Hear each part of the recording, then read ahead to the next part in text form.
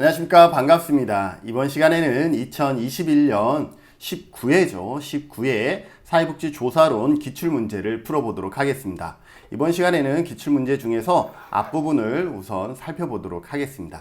같이 문제 살펴보시죠. 자, 26번입니다. 사회과학의 특성에 관한 설명으로 옳지 않은 것은 그랬습니다. 사회과학과 자연과학이 있죠. 자연과학과 사회과학. 나누어 설명하자면 다양하게 설명할 수 있지만, 자연과학은 쉽게 우리가 사물에 관한 연구라고 치고, 사회과학은 사람에 관한 연구라고 이해하시면 좋을 것 같아요. 그래서 우리가 사회복지에서 조사하는 영역은 사람에 대한 연구이죠. 그렇기 때문에 사회과학은 사람에 대한 연구를 중심으로 하고 있고, 사람을 원료로 하고 있기 때문에 우리가 사회복지는 다양한 특징들을 가지고 있죠. 목표가 불분명하고 어떤 체계적인 분석이 여러 가지 어려운 한계들이 분명 있습니다. 그래서 이번 문제는 자연과학과 사회과학을 구분할 수 있느냐, 이렇게 살펴보시면 될 것 같습니다. 자연과학에 비해 인과관계에 대한 명확한 결론을 내리기가 어렵다. 왜 명확한 결론을 내리기가 어렵죠? 인간이기 때문에. 어떤 학자가 그런 얘기를 했죠. 당신이 누군가를 100% 이해했다라고 하는 그 순간에도 상대방은 변하고 있다라는 것이죠. 그래서 내가 배우자를 100% 이해했다. 그동안 오래 살아서 이제는 알 건 다 알아 라고 얘기하는 그 순간에도 배우자는 변화되고 있다라는 거죠. 그만큼 사람은 변화되고 있기 때문에 인과관계에 대한 사람을 원료로 하는 그런 과정에서의 인과관계에 대한 명확한 결론을 내리기는 어렵다라고 얘기할 수 있고, 끊임없이 변화하는 사회 현상을 규명한다라는 거죠. 우리가 사람을 주제로 해서 사회는 끊임없이 변화되는 것이 맞죠. 관찰 대상물과 관찰자가 분명하게 구분이 된다 그랬는데, 이게 그럴까요? 내가 내 배우자를 연구함에 있어서 나는 관찰자고 배우자는 대상자가 될까요? 그렇게 접근을 했더라도 어느 순간 내가 대상자가 되고 배우자가 나를 관찰하는 관찰자가 되는 경우도 많이 있죠. 이렇게 우리가 사회과학을 연구하다 보면요, 관찰자인데 대상자가 되고 대상자인데 관찰자가 되어지는 이러한 구분이 명확하지 않은 경우들이 상당히 많습니다. 이러한 것을 필라델로 효과라고 합니다. 피란델로 효과라고 얘기를 합니다. 이 피란델로 효과라는 것은 연구자와 대상자의 명확한 구분이 쉽지 않은 현상을 피란델로 효과라고 보시면 될 것 같습니다. 그래서 옳지 않은 것은 명확히 구분된다 그랬기 때문에 이것은 옳지 않습니다. 왜? 이러한 피란델로 효과들이 발생할 수가 있는 것이죠. 그래서 옳지 않은 것은 3번이고요. 인간의 행위를 연구 대상으로 한다. 인간, 사람을 원료로 하고 있죠. 사람을 연구 대상으로 하고 있는 것이죠. 맞습니다. 사회 문화적 특성에 영향을 받는다. 이 사회과학은요, 어때요? 생태 체계 이론, 사회 구성주의 이론, 이러한 다양한 이론들을 보면 결국은 어때요? 사회 환경에서의 영향을 받는다라는 것을 의미하고 있죠. 그만큼 사회과학은 사회 문화적 특성에 영향을 받는다, 맞는 설명입니다. 그래서 옳지 않은 것은 3번입니다. 기억해 두세요. 관찰 대상물과 관찰자가 명확하게 구분되지 않는다라는 것을 여러분들이 기억해 두시면 좋을 것 같습니다. 자, 다음 27번입니다. 사회과학과 사회복지에 관한 설명으로 옳은 것을 모두 고른 것은 그랬습니다. 여러분들 사회과학과 사회복지, 사회과학은 아까 인간을 대상으로 연구를 하는 것이라고 얘기를 했고, 사회복지는 뭐죠? 사회복지. 여러분들 사회복지를 1급을 따고 있기 때문에 사회복지에 대한 개념 정의는 하실 수 있어야 되는데요. 사회복지는 소셜 복지 웰페어입니다. 이 웰페어는 두 단어의 합성어죠. 웰과 페어는 비동사의 ing인 빙과 같습니다. 그래서 복지는 웰빙이라는, 우리가 5, 6년 전에 많이 입에 회자되었던 웰빙이라는 단어와 같은 의미인데요. 번역하면 어떤 거예요? 좋은 상태를 의미합니다. 더하기 상태.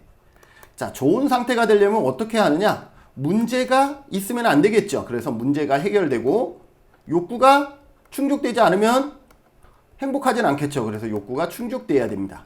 그래서 사회복지를 정의하면 사회복지란 사회가 좋은 상태, 편안한 상태를 유지하기 위해서 사회가 가지고 있는 문제를 해결하고 욕구를 충족시켜주는 일련의 과정이다. 그래서 사회복지의 시작은 어디서부터 시작한다? 문제와 욕구를 발견하는 데서부터 시작한다라는 것들을 여러분들이 좀 기억해 두시면 좋을 것 같습니다. 그래서 옳은 것을 모두 고른 것은 그랬습니다. 한번 보시겠습니다. 사회과학은 사회 문제에 대처하기 위한 학문이다. 사회복지학은. 사회복지는 우리가 문제와 욕구를 충족하고 해결하기 위한 것이죠. 그래서 맞습니다.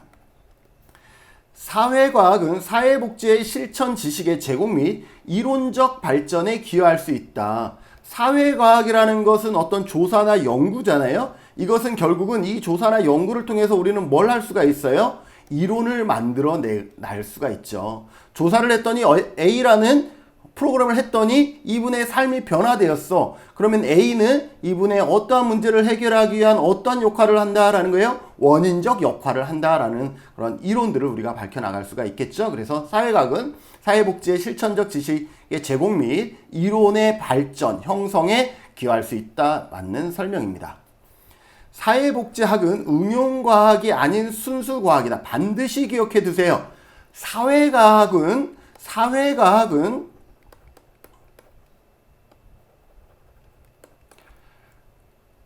순수조사가 아니라 뭐다? 응용조사다. 순수조사는 뭐냐 하면 순수조사는 있는 그 결과 그 자체가 의미가 있는 것을 순수조사라고 한다 그러면 사회과학, 우리가 인간을 원료로 하는 사회과학은요, 그 결과 자체를 구하기 위한 것이 아니라 그것을 활용해서 원인을 조작함으로 인해서 그 문제를 예방하기 위한 목적이 있거든요. 그래서 순수조사가 아니라 그것을 통해서 삶의 질을 좋게 하고 행복의 질을 높이게 하고 이러한 응용해서 삶의 질을 높이는데 활용하고자 하는 응용조사다. 응용조사다라는 것, 이것을 여러분들이 반드시 기억해 두시면 좋을 것 같습니다. 응용조사, 응용과학 다 같은 표현으로 쓰죠. 그래서 사회조사, 사회과학은 순수조사, 순수과학이 아니라 응용조사, 응용과학이다 라고 보시면 되겠습니다. 그래서 디귿은 잘못됐죠. 그래서 사회복지는 뭐다? 응용학문이다, 응용조사다. 이렇게 여러분들이 기억해 두시면 좋을 것 같습니다. 자, 디귿이 잘못됐으니까 디귿을 다 없애볼까요? 디귿을 다 없앴더니 정답은 4번입니다. 이처럼 우리가 기역, 니은, 디귿, 리을 이렇게 선택하는 문항은요, 우리가 한 문제의 정답률은 보기가 5개이기 때문에 25%의 확률을 갖지만 이처럼 기역, 니은, 디귿, 리을을 선택하는 문항은 최소한 50% 이상의 확률을 우리에게 줍니다. 왜? 보기 중에 이것은 진짜 맞는 거야? 아니면 이것은 진짜 아닌 거야? 4개 중에 하나만 선택을 하더라도 걸러낼 수가 있다라는 거죠. 보기의 일부를 걸러낼 수가 있다라는 거죠. 여기에서도 보세요. 디귿이 확실히 정답이 아니라는 것만 우리가 기억해도 디귿만 지워 넣었어요. 디귿이 들어간 보기를 지웠더니 그냥 정답은 4번으로 딱 떨어진다라는 거죠. 그런데 디귿이 맞냐 틀리냐를 고민할 수 있는 그러한 질문이 아닙니다. 이거는 사회과학은 응용조사다 라는 것을 딱 우리가 암기하는 순간 바로 선택할 수 있는 것이죠. 여러분들은 이 시간에 암기가 되셨으리라고 생각이 되어집니다. 리을, 사회복지학은 사회과학에 의해 발전된 개념들을 활용할 수 있다. 당연히 사회과학 어떤 조사를 통해서 인과관계를 밝혀내잖아요. 인과관계를 밝혀낸 것을 어디에다가? 사회복지학에 적용을 하는 거죠. 그것을 다른 말로 하면 뭐다? 이게 바로 응용과학이다라는 거예요. 응용과학. 사회조사에서 한 것을 어떻게 한다라는 거예요? 발전시켜서 사회복지학에 접목하겠다라는 거예요. 그게 바로 응용과학의 뜻이다라고 보시면 될 것 같습니다. 그래서 27번에 옳은 것은 4번이 되겠습니다. 자, 28번 볼까요? 양적 조사와 질적 조사의 비교로 옳지 않은 것은 그랬는데 여러분들은 어때요? 양적 조사와 질적 조사. 기본적인 구분들은 다 하시죠. 양적 조사는 이론에서부터 시작을 하죠. 그리고 계량적인 성향이 있습니다. 계량적, 수치화한다라는 거죠. 수치화한다라는 계량적인 성향이 있고요. 상당히 객관적 성향을 가지면서 표본의 크기가 일단 큽니다. 그리고 연역적인 연구 방법을 사용하고요. 가설 검증을 필요로 합니다. 가설 설정에서 가설 검증을 하게 되는 것이죠. 반면에 질적 조사는 어때요? 상당히 주관적이죠. 주관적이면서 맥락적입니다. 맥락적이라는 것은 어떤 상황에 따라서 해석이 달라질 수 있는 것이죠. 맥락적. 그리고 기납적 방법을 사용하게 되고요. 표본의 크기는 어떻죠?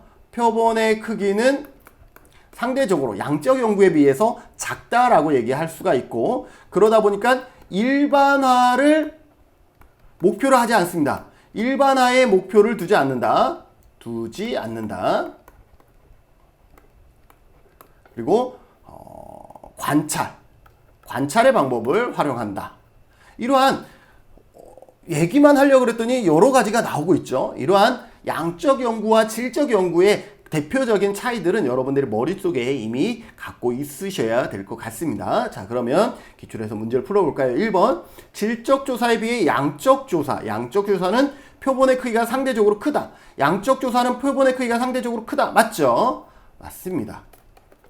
질적 조사에 비해 양적 조사에서는 기납법을 주로 사용한다. 기납법은 어디에 사용하죠? 기납법은 질적 조사에 사용합니다. 양적 조사에서 기납법을 사용하는 것이 아니라 질적 조사에서 기납법을 사용하기 때문에 잘못된 설명입니다. 옳지 않은 것은 2번이 정답이 되겠습니다. 3번, 양적 조사에 비하여 질적 조사는 사회현상의 주관적인 의미에 관심이 있다. 질적 조사는 사회현상의 주관적인 의미, 맞죠? 주관적이면서 맥락적인 특징을 가지고 있기 때문에 맞는 설명입니다. 네 번째, 양적 조사는 가설 검증을 지향하고 질적 조사는 탐색 발견을 지향한다 그랬는데, 양적 조사 보세요. 양적 조사는 가설 검증을 지향하고 질적 조사는 어떻게 해요? 관찰의 방법을 쓴다 그랬죠. 그래서 맞는 설명입니다. 양적 조사에 비하여 질적 조사는 조사 결과의 일반화가 어렵다. 질적 조사는 일반화에 목표를 두지 않는다. 일반화가 어렵다. 맞는 설명이죠. 그래서 옳지 않은 것은 2번이 되겠습니다. 여러분들 이 정도 양적 조사와 질적 조사의 구분은 여러분들 해두시면 좋을 것 같습니다. 29번 같이 풀어보겠습니다. 사회복지 조사를 위한 수행 단계로서 옳은 것은 그랬는데, 이거 제가 만들었는데요. 이 하나만 알아도 여러 문제를 풀 수가 있었죠. 어떻게 암기하라 그랬어요? 주문이 선행되어야 가설을 설정하고 조사 설계가 이루어진다. 조사 설계 이후엔 당연히 조사가 이루어지겠죠. 자, 그러면 여기에서 보면 주가 뭐예요? 주제 설정이고, 무는 뭐예요? 문제입니다. 연구 문제. 그리고 선은 선행 연구입니다. 가설 설정, 조사 설계입니다. 자, 봅시다. 문제 설정과 가설 설정이 나왔어요. 문제가 먼저죠. 가설 설정보다 문제가 먼저예요. 이렇게 가설 설정이 먼저 나온 것은 전부 다 틀린 겁니다. 문제가 우선 먼저 돼 있다라는 거죠. 그러면 문제가 먼저 설정되고 가설을 설정합니다. 자, 그 다음에 조사 설계 자료 수집이냐, 자료 수집 자료 분석이냐. 그 다음 가설 설정 다음에 뭐예요? 조사 설계예요. 조사 설계 다음에 이제 실질적으로 자료 수집. 조사는 자료를 수집하는 거죠. 자료 수집입니다. 그래서 정답은 조사 설계가 먼저 들어왔기 때문에 1번입니다. 그래서 문제, 가설 설정, 조사 설계에 따른 자료 수집과 자료 분석, 보고서 작성 순으로 간다. 그래서 여러분들이 이것을 암기하면 교수님 거 그냥 머릿속에 있으면 되죠. 그럴 것 같죠. 그런데 의외로 어렵습니다. 선행 연구 고찰이 이론적 배경이 먼저냐, 가설 설정이 먼저냐, 이러한 기출 문제도 많이 있었죠. 자, 선행 연구라는 것이 이론을 검토하는 것이기 때문에 이론을 먼저 하고 그 다음에 가설 설정이 이루어집니다. 이러한 순서대를 여러분들이 기억하려고 그러면 어떻게 주문이 선행되어져야 가설을 설정하고 조사 설계가 이루어진다라고 암기하는 것이 오히려 더 나을 듯 합니다. 아니면 여러분들의 더 좋은 암기 방법이 있다 그러면 여러분들의 암기 방법도 잘 활용해 주시고요. 저는 주문이 선행되어야 가설을 설정하고 조사 설계가 이루어진다라는 암기 방법으로 여러분들에게 제시해 보고 싶습니다. 정답은 1번이 되겠습니다. 그렇게 하면 정답을 아주 쉽게 찾을 수가 있었죠. 자, 30번입니다. 다음에 괄호 안에 알맞은 내용으로 옳은 것은 그랬습니다. 여기에 봤더니 여러 가지 변수들이 나오는데 우리가 배웠던 변수 어떤 변수들이 있을까요? 독립 변수가 있고요. 독립 변수, 그 다음에 종속 변수가 있을 것이고 두 변수를 매개하는 매개 변수가 있을 것이고 두 변수의 크기나 강도를 조절하는 조절 변수가 있을 것이고요. 독립 변수 외에 종속 변수에 영향을 미치는 제3의 변수를 외생 변수라고 하죠. 외생 변수는 어때요? 관계가 없는데 관계가 있는 것처럼 하는 것을 외생 변수라고 하고 얘와 반대인 억압 변수가 있는데 억압 변수는 억압되어지는 거예요. 즉 관계가 있는데 관계가 없는 것처럼 느껴지게 하는 변수를 억압 변수라고 합니다. 여기에서 독립 변수와 종속 변수 외에 연구에 따라서 우리가 연구에서 제외시키는 통제해주는 변수를 통제 변수라고도 합니다. 여러분들은 이 독립 변수에서부터 통제 변수까지 이 개념들을 여러분들이 충분히 이해해 주시면 좋을 것 같고 지난 기출에 내생 변수가 있었습니다. 내생 변수. 내생 변수가 있었는데 내생 변수는 종속 변수와 같은 것이다. 종속 변수와 같은 것이다 라고 여러분들이 기억해 두시면 좋을 것 같습니다. 그래서 내생 변수 구조 방정식에서 나오는 용어인데요. 우리 시험에서도 내생 변수라는 언어가 쓰여지고 있다. 여기 내생 변수하고 비슷한 게 뭐 있어요? 여기 외생 변수죠. 이 외생 변수는요. 구조 방정식에서는 독립 변수 외에 종속 변수에 영향을 미치는 제3의 변수라 그랬죠. 그러면 어쨌든 종속 변수에 영향을 미치는 거죠. 그러면 이게 또 다른 누군가의 연구에서는 이게 뭐가 되겠어요? 독립 변수가 되겠죠.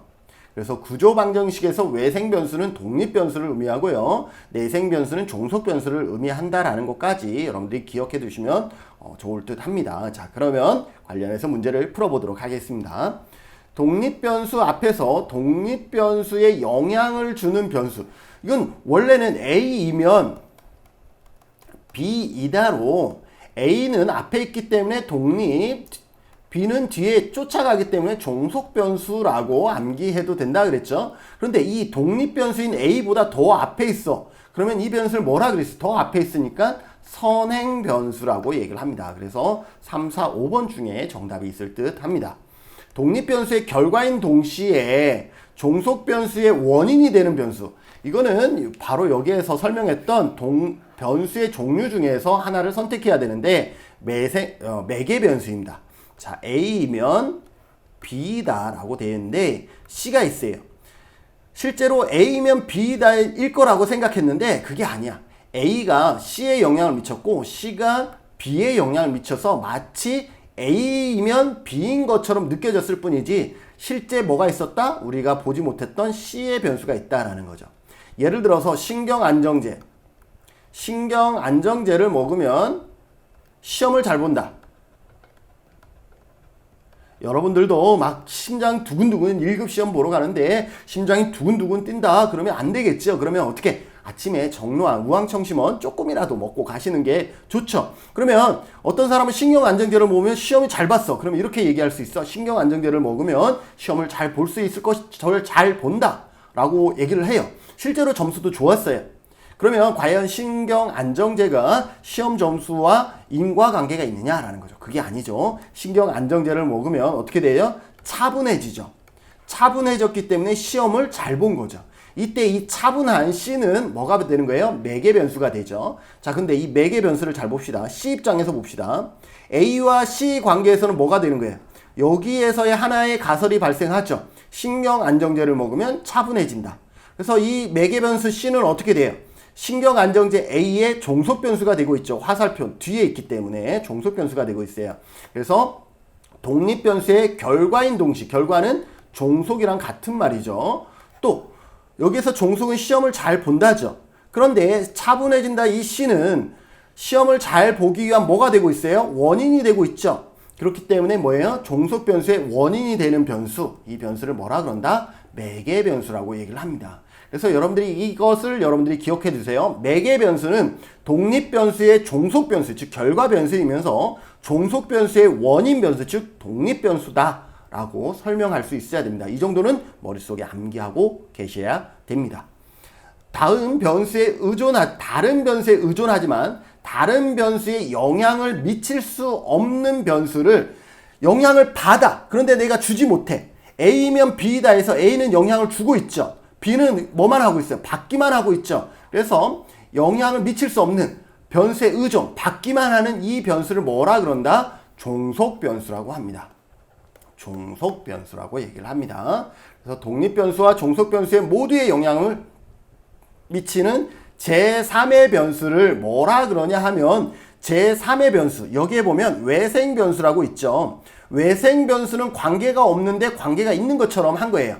자, 여기 위에다가 간단하게 써볼게요. 무릎이 쓰시면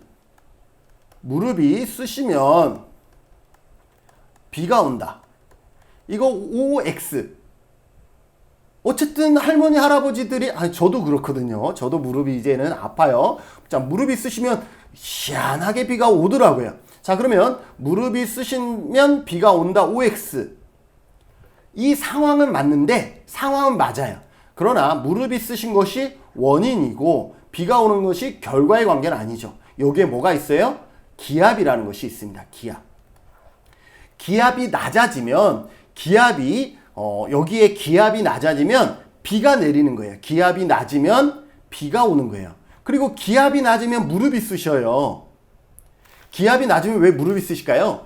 외부의 기압이 낮다 보니까 체내의 기압이 커지죠. 그러면 이게 늘어나요.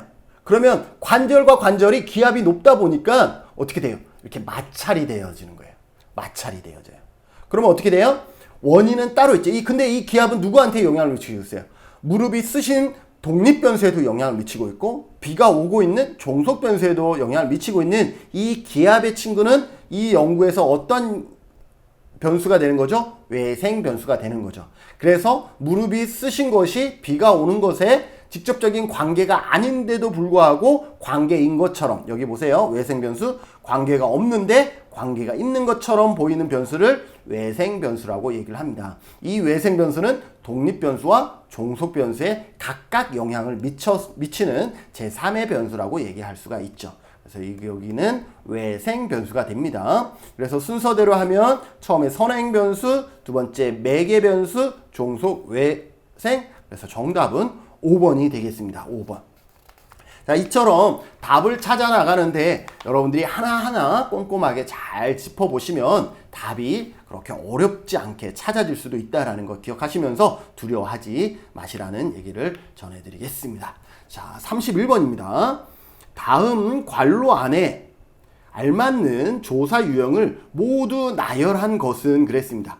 일정한 시간 간격을 두고, 이처럼 일정한 시간 간격을 두는 것을 우리는 뭐라 그래요? 종단 연구라고 합니다. 우리가 시점을 기준으로 해서 횡단 연구와 종단 연구가 있는데요. 종단 연구는 다시 세 가지로 나눕니다. 어떻게 해요? 패널 조사, 패널 연구와 패널 조사, 패널 연구와 동년배 조사와 경향 조사가 있습니다. 경향 조사. 이 세 가지 여러분들이 기억해 두시면 될 것 같습니다.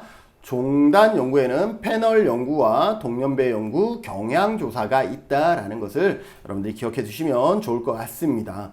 여기에서 패널이라는 것은 같은 주제, 늘 같은 주제를 같은 대상으로 반복해서 종단 연구이기 때문에 반드시 반복해서 이루어지는 것을 종단 연구라 하는 거죠. 동년배는 같은 주제인데 다른 대상을 통해서 반복 조사하는 거예요. 예를 들어서 58년 개띠 아니면 베이비 부머 세대를 대상으로 종단 연구를 진행할 때 보통 동년배 조사를 하게 되는 것이죠. 경향이라는 것은 이것도 같은 주제라기보다는 같은 경향이라고 할까요? 예를 들어서 신입생의 경향. 이런 것을 할 때 경향조사를 하는 거죠. 당연히 다른 대상이 되겠죠. 가장 나머지 연구를 다 포괄하는 것이 패널 조사입니다. 그래서 동년배 조사나 경향 조사는 하지 않고요. 대부분이 패널 조사를 합니다. 누군가가 패널 조사를 한 것이 있으면 그 데이터를 갖고는 우리는 어떤 연구, 동년배 조사도 할 수 있고 경향 조사도 할 수가 있는 것이죠. 연구 방법은 이 시간 그걸 다 설명할 수는 없기 때문에 가장 포괄적인 것은 패널 조사다라는 것 기억하시고, 종단 연구에는 세 가지 종류가 있다. 패널, 동년배, 경향이라는 세 가지 연구 방법이 있다라는 것 기억해 두시면 좋을 것 같습니다. 여러분들 만약에 이런 경우 있어요. 제가 제주도에 살고 있죠. 제주도에 살고 있는데 제주시와 서귀포시 지역이 있어요. 내가 어르신들을 상대로 조사를 하는데 내가 홍길동이 아니다 보니까 오늘은 제주시의 어르신 300명을 대상으로 설문을 하고 내일은 서귀포에 넘어가서 서귀포 어르신 300명을 대상으로 설문을 했어요. 이거는 횡단 조사일까요? 종단 조사일까요? 맞아요. 이거는 횡단 조사입니다. 홍길동이 아니기 때문에 어제와 오늘 나눠서 연구했을 뿐이지, 조사 대상자는 어때요? 한 번의 시점에서만 조사가 이루어졌죠. 그래서 이러한 한 번의 시점에서 조사가 이루어지는 것은 횡단 조사이고, 여기에서 종단이라는 것은 같은 주제를 답을 얻기 위해서 두 번 이상 반복해서 조사가 이루어지는 것을 뭐라 그런다? 종단 연구다라고 얘기를 하면 되겠습니다. 자, 그러면 문제를 풀어볼까요? 연구 대상을 표본 추출하여 반복적으로 조사하는 방법에는 뭐와 동년배가 있다 그랬으니 여기 없는 것은 패널과 경향이 없는 것이죠. 그래서 정답은 1번이 되겠습니다. 이 문제는 그냥 아주 쉬운 문제로 구분할 수가 있을 것 같습니다. 자, 32번. 다음 관로에 알맞는 내용으로 옳은 것은 그랬습니다. 내적 타당도를 높이기 위해서는 뭐뭐 이외에 다른 변수가 뭐뭐에 개입할 조건을 통제하여야 한다 그랬고, 외적 타당도를 높이기 위해서는 뭐뭐로 연구 대상을 선정하거나 표본의 크기를 어떻게 하여야 한다라고 했습니다. 여기에서 중요한 것은 내적 타당도와 외적 타당도를 알고 있느냐에 관한 문제인 것 같습니다. 자, 이쪽에다가 내적 타당도를 높이기 위한 방법에는 어떻게 하느냐라는 거죠. 내적 타당도는 인과관계의 문제입니다. 원인과 결과인 인과관계에 대한 얘기를 하고 있는 것이고, 내적 타당도를 높이기 위해서는요, 무작위 할당이라는 개념 여러분들이 기억하셔야 됩니다. 무작위 할당이라는 것은 실험 집단과 통제 집단을 무작위로 나누어야 된다라는 거죠. 무작위로 나누는 무작위 할당의 방법에는 배합과 짝짓기 이러한 방법들이 있죠. 그래서 배합과 짝짓기가 있고 통계적으로 통제하는 방법도 있습니다. 그래서 내적 타당도를 높이는 방법에는 무작위 할당이라든지 배합, 짝짓기, 통계적으로 통제하는 방법이 있고요. 외적 타당도는 어떠한 것이죠? 외적 타당도는 일반화의 정도라고 얘기를 했죠. 일반화의 정도를 얘기하는 것이고, 외적 타당도를 높이는 방법에는 어떠한 방법이 있어요? 여기는 무작위 할당이라 그랬는데 여기는 무작위 표집입니다. 무작위 표집. 대상자를 선정할 때 편향이 발생하면 안 된다라는 거예요. 편향이 발생하면 타당도에 문제가 생긴다. 기억하세요. 편향이 발생하면 타당도에 문제가 생긴다. 그래서 외적 타당도를 높이기 위해서는 어떻게 한다? 무작위 표집을 한다. 자, 무작위 표집을 한다라는 것은 뭐예요? 확률 표집 방법을 하면 좋겠죠. 일단 무작위 표집을 하게 되는 것이고, 그 다음에 플라시보 효과도 뭐예요? 위약 효과 자체가 약의 효과가 없는데 그런 것처럼 느끼기 때문에 일반화의 문제가 될 수 있잖아요. 그래서 플라시보 효과와 그 다음에 표본의 크기를 키워준다. 표본의 크기가 크면 외적 타당도의 문제가 어느 정도 해결이 됩니다. 그래서 이러한 기초 지식을 갖고 문제를 풀어보죠. 내적 타당도를 높이기 위해서는 뭐 외에 다른 변수가 뭐에 개입할 조건을 통제하냐면, 원인, 독립 변수 외에 다른 변수가 종속 변수에 개입할 조건을 통제해야 됩니다. 근데 여기 봤더니 독립이라는 게 없죠. 독립 변수는 다른 말로 뭐라 그랬어요? 원인 변수라 그랬죠. 그래서 원인 변수가 될 것이고, 종속 변수는 다른 말로 결과 변수라 그랬죠. 그래서 결과 변수가 될 것입니다. 그래서 1, 2, 3번 중에 하나이고요. 외적 타당도를 높이기 위해서는 뭐 하라 그랬어요? 자, 무작위 할당 아니죠. 무작위 할당은 뭐예요? 내적 타당도를 높이는 방법이기 때문에 무작위 할당은 아닙니다. 확률 표지, 무작위 표지 방법 중에서 좋은 무작위 표지 방법은 뭐예요? 확률 표지 방법의 대표적인 것이죠. 그래서 확률 표지 방법 디귿 이렇게 되겠죠. 자, 그리고 표본의 크기는 어떻게 해라? 타당도를 높이려면 표본의 크기는 키워라, 크게 해라. 반드시 기억해 두세요. 그래서 이 모든 것을 다 옳은 것을 선택을 하면 정답은 1번이 되겠습니다. 그래서 여러분들 정답 1번 확인해 주시고요. 자, 다음 33번 같이 풀어보도록 하겠습니다. 측정에 관한 설명으로 옳지 않은 것은 그랬습니다. 측정은 뭐죠? 측정은 값을 부여하는 것입니다. 부여하는 것. 척도는 뭐였죠? 척도는 도구입니다. 도구. 예를 들어서 체중계와 같은 체중계가 척도라 그러면 측정은 뭐예요? 내 몸무게는 85kg이야 라는 것이 측정이죠. 자, 그래서 측정, 값을 부여함에 있어서 설명으로 옳지 않은 것을 물어봤습니다. 일정한 규칙에 따라 측정 대상에 값을 부여하는 과정이다. 맞죠? 이것을 뭐라 그런다? 측정의 개념이죠. 측정이라고 얘기를 한다. 2번, 이론적 모델과 사건이나 현상을 연결하는 방법이다. 왜 우리가 사회과학에서는 어떤 거예요? 이론적 모델이나 사건이나 현상을 측정 값을 매기는 거죠. 예를 들어서 우울에 대한 것에 대한 값을 먹이는 것, 이것을 연결한다라고 표현한 것이죠. 맞습니다. 사건이나 현상을 세분화하고 통계적 분석에 활용할 수 있는 정보로 제공한다. 통계적인 분석에 활용하려고 그러면 뭐가 있어야 되겠어요? 어떤 수치화가 되어 있어야, 우울 수준이 어느 정도인지 그 수치화가 되어 있어야 우울 수준의 적절한 프로그램으로는 A 또는 B가 필요하다라고 얘기할 수가 있죠. 값을 부여하지 못하면 어떻게 되겠어요? 우리가 통계에 분석할 수가 없죠. 그래서 통계적 분석에 활용하기 위해서 어떻게 한다? 측정을 사용한다라는 것 맞은 설명입니다. 네 번째, 측정 도구의 신뢰도를 높이기 위해서는 설문 문항수가 적을수록 좋다. 여러분들이 신뢰도를 높이기 위해서는 신뢰도는 뭐예요? 반복 측정했을 때 같은 값이 나오는 정도이죠. 그래서 신뢰도를 높이기 위해서는 문항수가 어떻게 해야 된다? 문항수가 많아져야 된다. 반드시 기억하세요. 왜냐하면 다수의 기출문제에서 이 지문이 반복해서 출제되어지고 있습니다. 신뢰도를 높이기 위해서는 문항수가 어떻게 해야 된다? 많아야 된다라는 것 기억해 주세요. 신뢰도를 높이기 위해서는 문항수가 커져야 된다. 반드시 기억해 주셔야 됩니다. 그런데 여기서는 적을수록 좋다라고 했으니 잘못된 설명이죠. 그래서 옳지 않은 것은 4번이 되겠습니다. 5번, 측정의 수준에 따라 명목, 서열, 등간 비율 맞죠? 명목, 서열, 등간 비율 4개의 유형으로 구분된다. 맞습니다. 그래서 정답은 4번이 되겠습니다. 자, 34번 같이 풀어보도록 하겠습니다. 척도에 관한 설명으로 옳은 것을 고르시오 그랬어요. 자, 척도는 아까 뭐라 그랬죠? 척도는 도구라 그랬죠. 도구.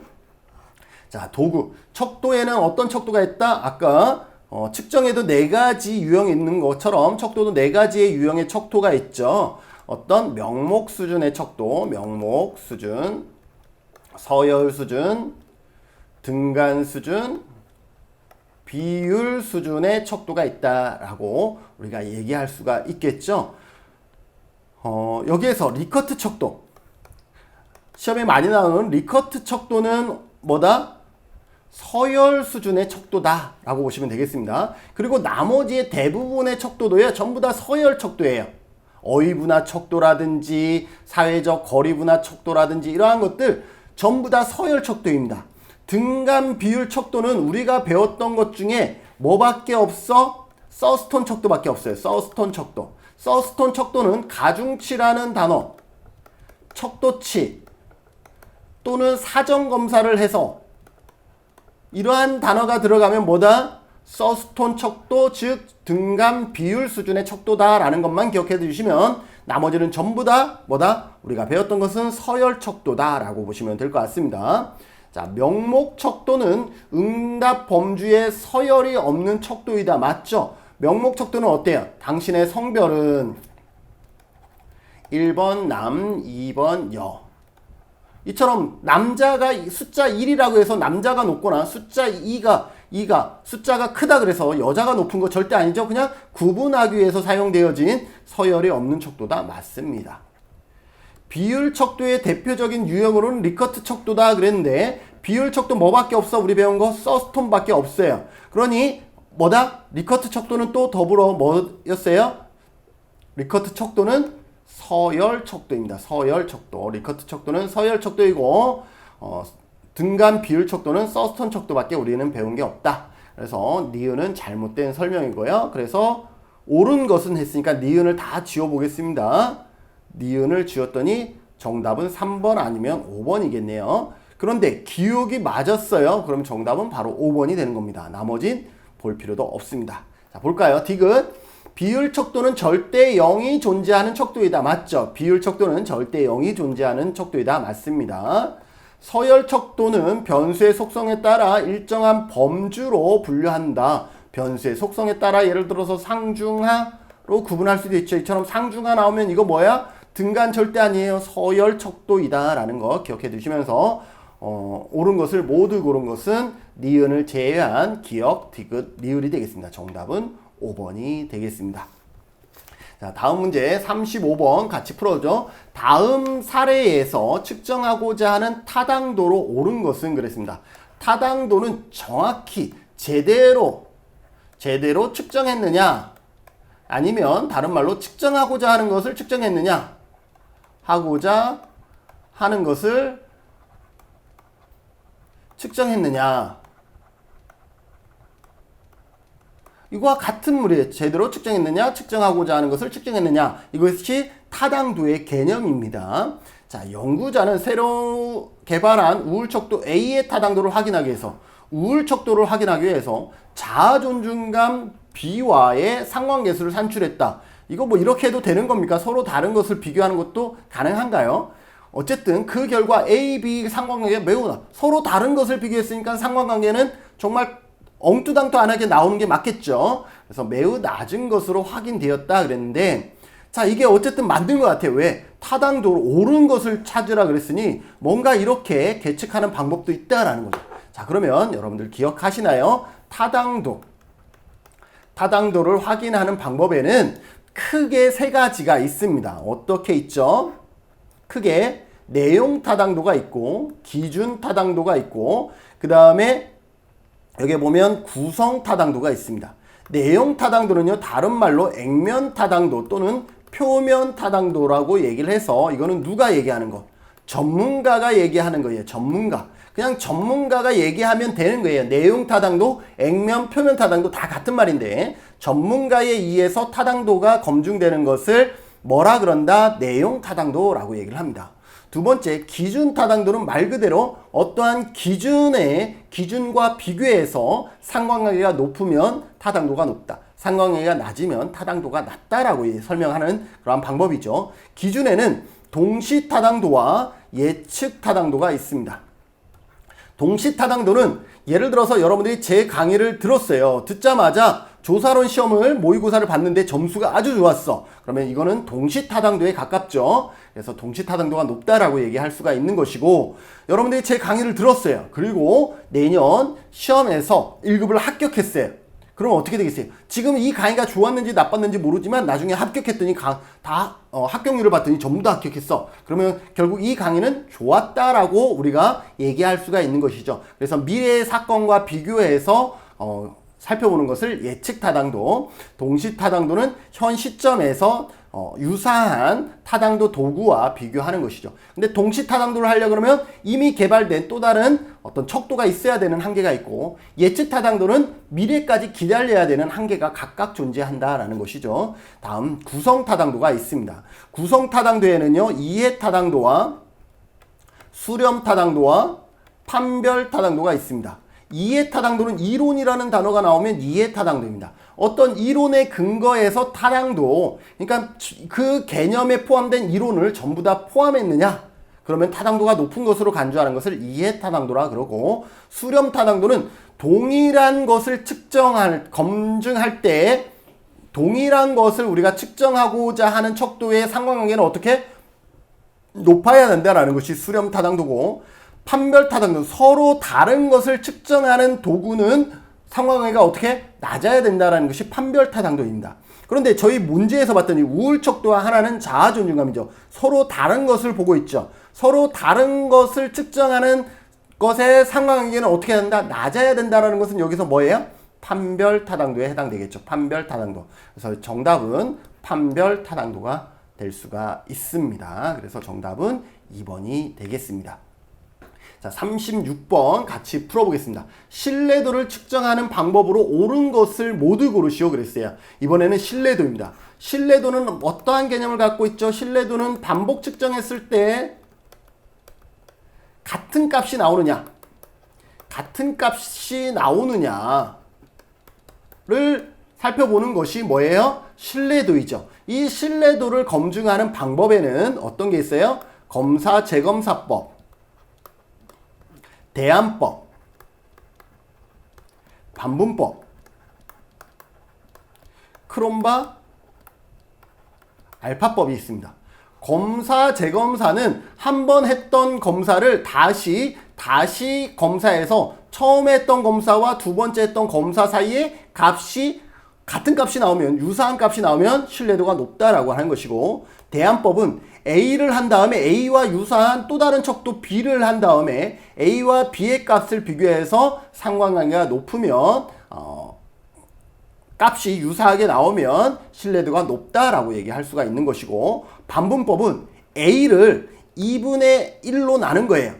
A를 각각 2분의 1로 나눠서 앞부분의 A의 값과 뒷부분의 A의 값을 비교해서 이 값이 유사하면 신뢰도가 높다라고 얘기를 하는 것이죠. 그런데 우리가 수학 문제를 풀다 보면 앞부분은 쉽고 뒷부분은 어렵게 나오잖아요. 그래서 1번부터 10번까지, 11번부터 20번까지 반으로 나눴다 그러면 앞에는 점수가 높았는데 쉬우니까 뒤에는 점수가 낮게 나오겠죠. 어려우니까. 그러면 어떻게 되겠어요? 신뢰도가 떨어진다라고 나올 수가 있죠. 그런데 반으로 나누는 것이 앞과 뒤로만 나눌 수 있나요? 그렇지 않죠. 홀수번과 짝수번으로도 나눌 수가 있죠. 그러면 어때요? 홀수 짝수로 나누면 이번에는 신뢰도가 높게 나와요. 그러니 반분법은 어떻게 나누느냐에 따라서 신뢰도가 높아질 수도 있고 낮아질 수가 있죠. 그러한 문제를 극복하기 위해서 현장에서 가장 많이 쓰는 방법은 크롬바 알파 값이다. 반으로 나눌 수 있는 모든 경우의 수를 통계 프로그램이 해서 그것을 평균 내서 구한 것이 뭐다? 크롬바 알파 값이다 라고 보시면 되겠습니다. 그래서 신뢰도를 측정하는 방법으로 옳은 것을 모두 고르시오. 그러면 검사, 재검사법 있고요. 대안법 있고 반분법 있고, 내적 일관성이라는 것은 이 반분법과 크롬바 알파를 합쳐서 내적 일관성이라 그럽니다. 내적 일관성. 왜 내적 일관성인지 알겠죠? 봐봐요. 요거는 반복했지만 요거는 반분법은 반으로 나눴고 크롬바도 반으로 나눴어요.